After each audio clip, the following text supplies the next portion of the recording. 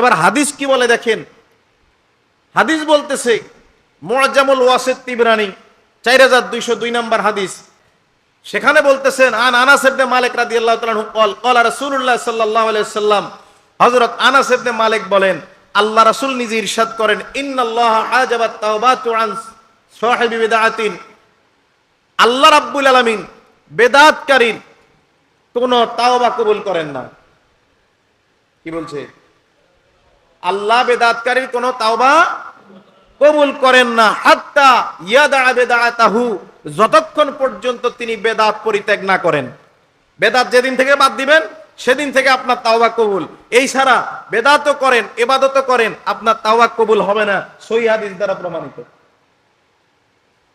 এবার জিন্দেগিতে যাক তাওবা করবেন, যদি আল্লাহর দরবারে কবুল না হয় তাইলে এই তাওবার কোনো ভ্যালু, কথা বলেন, এই তাওবার কোনো ভ্যালু নাই।